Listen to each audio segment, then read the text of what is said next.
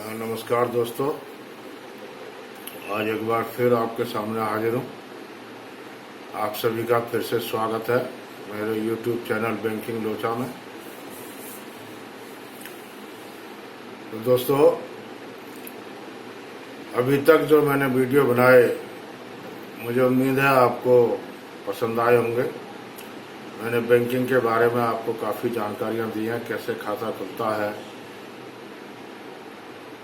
Loan कैसे मिलते हैं, ये सभी जानकारियाँ मैंने दी। अपने पैसे की कैसे सुरक्षा आप कर सकते हो, ये सभी जानकारी मैंने आपको दी है। आज हम चर्चा करेंगे होम लोन के बारे में। तो दोस्तों, होम लोन नौकरी पेशा और बिजनेसमैन दोनों को ही मिल सकता है। तो सबसे पहले चर्चा करते हैं कि किस किस चीज़ पर होम लोन आपको मिल सकता है। तो दोस्तों, बने हुए फ्लैट के ऊपर मिल सकता है, जमीन के ऊपर मिल सकता है, खाली प्लॉट हो, बने हुए मकान के ऊपर भी मिल सकता है। तो अभी हम सबसे पहले चर्चा करेंगे फ्लैट के बारे में। देखो दोस्तों, फ्लैट बिल्डर द्वारा जो बनाए जाते हैं वो दो तरीके से होते हैं। एक तो ग्रुप होता है और एक सिंगल होता है। ग्रुप वाले जैसे नोएडा में है, ग्रेटर नोएडा में है, ये ग्रुप वाले होते हैं। आम्रपाली वगैरह ये ग्रुप के होते हैं। और जो सिंगल होते हैं वो कॉलोनियों में होते हैं, जो सिंगल बिल्डर अपना बनाता है और बेचता है। तो दोस्तों, सबसे पहले बात करते हैं ग्रुप वाले की। देखो, ग्रुप में जो आम्रपाली वगैरह जैसे ये बिल्डर हैं, ये जो बनाते हैं, ये पहले गवर्नमेंट के से रजिस्ट्रेशन नहीं कराते थे, लेकिन जब से सुप्रीम कोर्ट ने इनको डंडा दिया है कि टाइम पे इन्होंने नहीं दिए फ्लैट बना के और पब्लिक से पैसा ले लिया और उसको मिसयूज किया, दूसरे फ्लैटों में लगा दिया, लोग इंतज़ार करते रहे और किसी को फ्लैट नहीं मिला। तो सुप्रीम कोर्ट ने फिर कमान अपने हाथ में संभाली और अब सभी को फ्लैट मिल जाए। कैसे मिलते हैं ये बात का हम करते हैं। देखो दोस्तों, ग्रुप के जो फ्लैट होते हैं उसमें ट्राइपार्टाइट एग्रीमेंट होता है। ट्राइपार्टाइट एग्रीमेंट का मतलब होता है 3 एग्रीमेंट। 3 व्यक्ति आपस में एक एग्रीमेंट करते हैं। 3 कौन कौन होते हैं? एक बिल्डर, एक खरीदार, एक बैंक। ये 3 लोग आपस में एक एग्रीमेंट करते हैं और उस एग्रीमेंट में पैसा, टाइम, सब कुछ लिखा होता है। कितने दिन में वो बना करके देगा, पहली किस्त किस तरीके से दी जाएगी और उसके बाद दूसरी कब दी जाएगी, इसके बाद तीसरी कब देंगे, फिर फाइनल कब देंगे, ये होता है।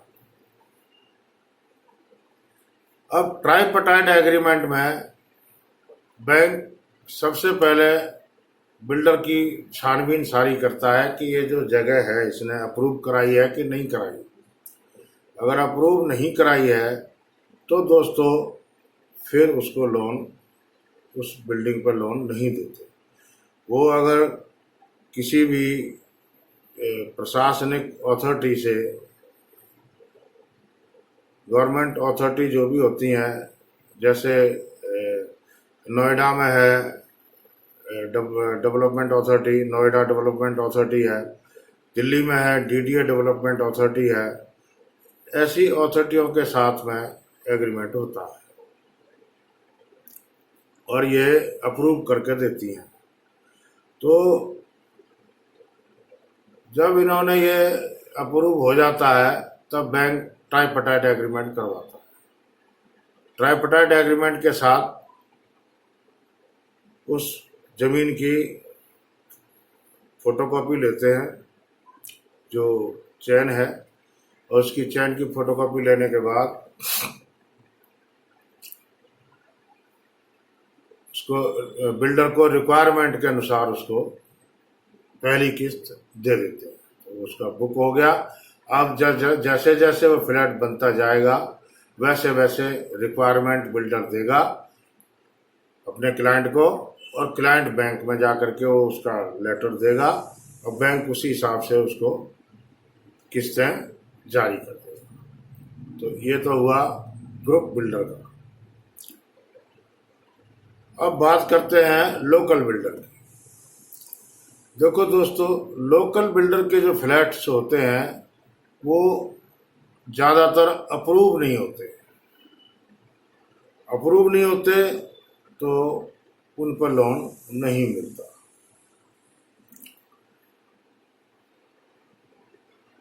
अगर उसका नक्शा पास है फ्लैट का, जैसे मान लीजिए दिल्ली में किसी फ्लैट को आप खरीद रहे हैं और उस फ्लैट का नक्शा पास एमसीडी से नहीं है तो आपको लोन नहीं मिलेगा। इसीलिए सबसे पहली शर्त ये होती है कि वो फ्लैट अप्रूव होना चाहिए, लोकल अथॉरिटी से अप्रूव होना चाहिए। अब मान लीजिए आपका फ्लैट लोकल अथॉरिटी से अप्रूव है, नक्शा उसका पास है, तब आप बिल्डर से पूरी चैन मांगो। आपका एग्रीमेंट होगा, 10% आपको जमा करना पड़ेगा अपनी जेब से, जिसको टोकन मनी कहते हैं। एग्रीमेंट सेल एंड परचेज होगा और पूरी चैन आप लेकर के उससे और बैंक में जाएंगे। बैंक मैनेजर को जाकर के कहेंगे जी ये मेरा नक्शा पास है और ये मेरी चैन है, ये मेरा एग्रीमेंट है, मुझे होम लोन चाहिए। बैंक मैनेजर कहेगा ठीक है भाई, होम लोन हम देते हैं, आप ये पेपर हमारे पास छोड़ जाइए, हम इनकी सर्च करते हैं और फिर आपको फ़ोन करके बुलाते हैं। बैंक मैनेजर एक वकील को बुलाएगा, जो पैनल में होते हैं, बैंकों के पैनल में वकील होते हैं, उस वकील को बुलाएगा। उस वकील को वो चैन की फ़ोटोकॉपी देगा और उस नक्शे की फ़ोटोकॉपी देगा और उसको कहेगा कि भाई इसका आप नॉन इनकम्बेंस सर्टिफिकेट बना के लाइए। वकील नॉन इनकम्बेंस सर्टिफिकेट 12 साल का सर्च करके ला के देगा और उसकी रसीद कटवा के ला के देगा बैंक को। उसके बाद बैंक उस फ्लैट की वैल्यू लगवाएगा, जो बैंक के पैनल पे ही होते हैं वैल्यूअर, गवर्नमेंट से अप्रूव होते हैं वो, तो उससे वो उसकी वैल्यू लगवाएंगे।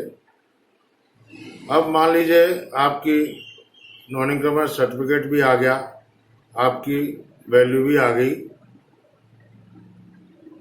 उसके बाद अब आपसे पूछेंगे भाई आप कहाँ काम करते हैं, कैसे क्या है। तो आप अगर मान लीजिए सैलराइड हैं तो आप 6 महीने की सैलरी स्लिप लेंगे और आपके ऑफिस में एक कंफर्मेशन लेटर भेजेंगे कि भाई ये आदमी, या PSBR 2 करवाएंगे, प्री सैंक्शन विजिट रिपोर्ट।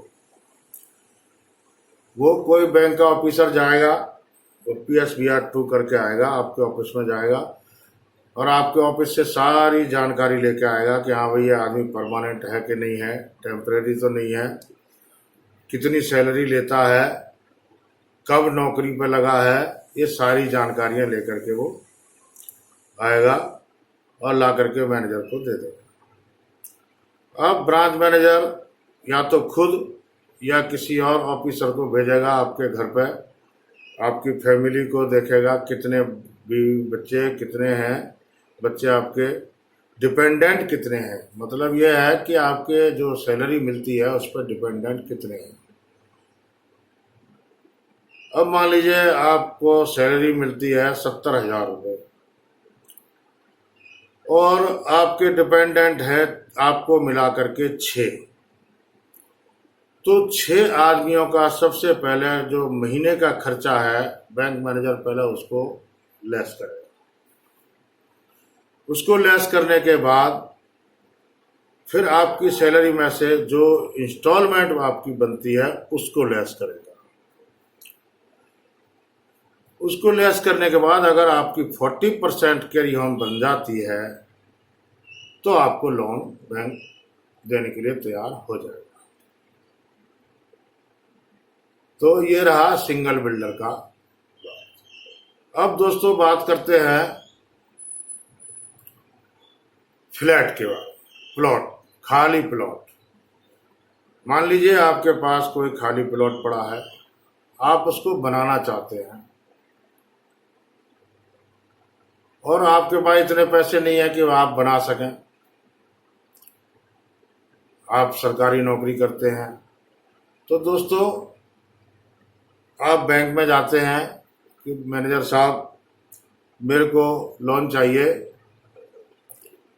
मैंने अपना प्लॉट है मेरे पास में, मुझे उसे बनाना है। तो मैनेजर कहेगा ठीक है भाई, इस प्लॉट की पूरी चैन मेरे को दे दो और मैं इसका पहले सर्च निकलवाता हूँ। तो दोस्तों सबसे पहले बैंक मैनेजर वही नॉन इनकम सर्टिफिकेट बनवाएगा। अगर उसमें कोई प्रॉब्लम नहीं है तो ठीक है, जैसे कि वो प्लॉट किसी लफड़े में तो नहीं है, उस पर कोई केस तो नहीं चल रहा, कहीं और गिरवी तो नहीं रखा है, कहीं कोई खेतीबाड़ी की ज़मीन तो नहीं है, कोई लाल डोरे में तो नहीं है। तो ये सारी चीज़ें बैंक पूरी जानकारी लेगा, तो वो सर्च सर्टिफिकेट में सारा आ जाता है। उसके बाद आपका PSBR 2 करवाएगा जो ऑफिस से होगा। ऑफिस में वही है सारा, कैसे नौकरी क्या है, परमानेंट है नहीं है क्या, वो जो मैंने पहले बताया है वही सारा आपको PSBR 2 में आएगा कि कितनी सैलरी मिलती है, कितने डिपेंडेंट, वो फिर PSBR 1 भी करवाएगा और उसके हिसाब से आपकी सैलरी को डिवाइड करने के बाद, लेस करने के बाद आपकी कैरी होम 40% अगर बचती है तो आपके लिए लोन के लिए तैयार हो जाएगा। फिर आपको बैंक मैनेजर कहेगा कि देखिए भाई साहब आप प्लॉट बना रहे हैं, ठीक है, बड़ी खुशी की बात है, आप इसका नक्शा बना के लाइए और पास करवा के लाइए। आप लोकल अथॉरिटी में जाएंगे और उसका नक्शा बनवा करके पास करा के लाएंगे। फिर किसी आर्किटेक्ट से आपको बनाने के बाद आर्किटेक्ट आपको इसका एस्टीमेट भी देगा कि भाई इतना खर्चा इसमें स्टार्टिंग से लेके एंड तक इतना खर्चा इसमें बनाने में आ जाएगा, फिनिशिंग तक। तो दोस्तों एस्टीमेट, नक्शा और चैन, ये सारी चीज़ें बैंक मैनेजर ले लेगा। लेने के बाद आपकी पूरी 40% सैलरी अगर बनती है तो आपको बनाने के लिए पहली किस्त जारी कर देगा, यानी DPC तक, DPC तक की किस्त आपके लिए जारी कर देगा। और DPC के होने के बाद फिर बैंक आपसे जो जो खर्चा हुआ है, आपने कितनी सीमेंट लाए, कितनी ईंटें लाए, कितना बदरपुर रोड़ी, कितनी कितनी क्या क्या लाए हो, कोई लोहा सरिया लाए हैं, वो आपसे सारा बिल बैंक ले लेगा। बिल लेने के बाद अब आप कहेंगे मुझे आगे के लिए लोन की किस्त दे दो, तो बैंक आगे के लिए आपको लोन की किस्त देगा और वो छत के लेवल तक बनने तक की आपको किस्त दे देगा।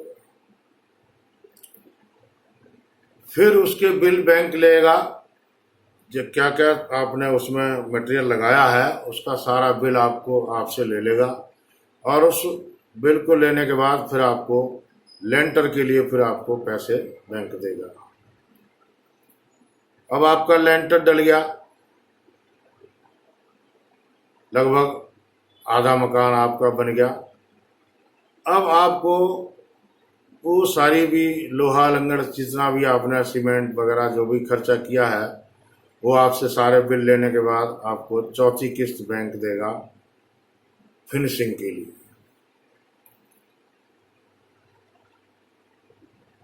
अब फिनिशिंग की आपकी फिनिशिंग भी हो गई मान लीजिए, तब आपको बैंक लास्ट लाइटिंग है, पानी है, सारे कनेक्शन वगैरह उसके लिए सब करने के लिए बैंक देगा। और फाइनल करने के बाद में आपको अब आप सारा बिल चुका देंगे। आपको मोरेटोरियम पीरियड उतने दिन का आपको मिल गया है। जितने दिन आपने बनाया, घर बनाने में आपको मान लीजिए 4 महीने लगे या 6 महीने लगे, उतने दिन का आपको बैंक किस्त नहीं लेता है। उसके बाद आपकी किस्त बनाएगा, उसको मोरेटोरियम पीरियड कहते हैं। तो दोस्तों ये रहा खाली प्लॉट का बनाने।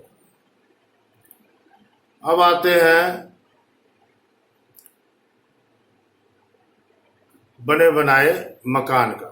जैसे कहीं बना हुआ मकान आप फ्लैट छोड़ के जमीन छोड़ के आप बना बनाया कहीं से मकान ले रहे हैं, तो उसके लिए बैंक उसके लिए भी लोन देता है। तो दोस्तों सबसे पहले आपसे एग्रीमेंट बैंक मांगेगा। आप कोई भी मकान खरीद रहे हैं बना बनाया, तो देखिए दोस्तों सबसे पहले उसमें शर्त होती है कि वो मकान 30 साल पुराना, इस 30 साल से ज़्यादा पुराना नहीं होना चाहिए। जो मकान आप खरीद रहे हैं वो मकान 30 वर्ष से ज़्यादा पुराना नहीं होना चाहिए। अगर 30 वर्ष से ज़्यादा पुराना है तो बैंक उस पर लोन नहीं देगा। तो सबसे पहले आप मकान का ये चीज़ पूरी तरह जानकारी रख लीजिए कि ये मकान कब बना था और उसको कितने बरस हो गए। तो 30 वर्ष पुराना मान लीजिए, 30 वर्ष से 25 साल का है मान लीजिए, कोई बात नहीं है, तो आप उस मकान के लिए एग्रीमेंट करिए। एग्रीमेंट जब कर लेंगे तब आप उसकी चेन मांगिए पूरी, और चेन लेने के बाद फिर उसका नक्शा वगैरह सारा मांगिए। नक्शा पास होना बहुत ज़रूरी है दोस्तों। अगर कोई लोकल अथॉरिटी से उस मकान का नक्शा पास नहीं है तब आपको लोन नहीं मिलेगा, किसी भी कीमत पर नहीं मिलेगा। तो दोस्तों लोकल अथॉरिटी से उसका नक्शा पास होना बहुत ज़रूरी है। उसके बाद जब आपका सारा हो जाएगा तब आप लोन उसका अप्लाई बैंक में कर सकेंगे, और बैंक आपसे वही चेन और वही PSBR और वही सारी चीज़ें करवाएगा, और उसके बाद आपको लोन एक मुश्त आपको लोन दे देगा, किस्तों में नहीं देगा। और लोन कैसे देगा? रजिस्ट्री के लिए वो उस व्यक्ति के नाम से ड्राफ्ट बनेगा जिस व्यक्ति से आप लोन मकान खरीद रहे हैं, उसी व्यक्ति के नाम का बैंक ड्राफ्ट बना के देगा। आप उससे बिजली, पानी, हाउस रेंट, हाउस टैक्स ये सब आप क्लियर कर लीजिए। पूरा क्लियर करने के बाद आप बैंक से ड्राफ्ट मांगिए। अगर आप उसने क्लियर नहीं किया है तो आप बैंक को लेटर लिख के रिक्वेस्ट कीजिए कि इसने मेरा इतना ये चीज़ें क्लियर नहीं की हैं, तो इतना पैसा आप रोक लीजिए। तो बैंक उतने पैसे रोक लेगा और उसके बाद आपको बाकी का ड्राफ्ट बना कर दे देगा। आप रजिस्ट्री कराइए, और रजिस्ट्री कराने के बाद आप अपना बैंक में पैसा ले लीजिए और बैंक में रजिस्ट्री रख दीजिए। अब आपकी बैंक किस्त बना देगा। तो ये रहा बना बनाया मकान के लिए। अब जो ग्रुप बिल्डर की बात हमने करी थी, अब ग्रुप बिल्डर का आपने किस्त बाई किस्त जब दे दिया सारा, तो फिर फाइनल टचिंग पर फिर आपकी जब रजिस्ट्री होगी तो रजिस्ट्री का करने के बाद आपको वो रजिस्ट्री ला करके बैंक में जमा करनी पड़ेगी। और जब आपका लोन चुकता हो जाएगा, बैंक आपको आपकी रजिस्ट्री वापस कर देगा। तो दोस्तों ये तो रहा नौकरी पेशा। अब बात करते हैं बिजनेसमैन की। अब बिजनेसमैन अगर कोई होम लोन लेना चाहता है तो उसको क्या क्या डॉक्यूमेंट लगेगा। देखो दोस्तों, लोन इन्हीं तीनों चीज़ों पर मिलता है, लेकिन बिजनेसमैन के लिए थोड़ा सा अलग तरीका है। बिजनेसमैन के लिए ITR कम से कम 5 लाख की मिनिमम होनी चाहिए। अगर उसकी 5 लाख से कम ITR है तो आप समझ लीजिए कि वो अपने घर का खर्चा भी कम जैसे तैसे चला रहा है, तो बैंक की किस्त कैसे देगा। तो कम से कम उसकी 5 लाख की ITR होनी कंपलसरी है, या कम से कम घर का खर्चा सारी किस्तें देने के बाद, पूरी कटिंग होने के बाद उसके पास कम से कम 25,000 घर के खर्चे के लिए उसको हर महीने इनकम उसकी होनी चाहिए। अगर 5 लाख से नीचे है तो भाई साहब उसका खर्चा ही नहीं चल पाएगा, तो वो लोन की किस्त कहाँ से देगा।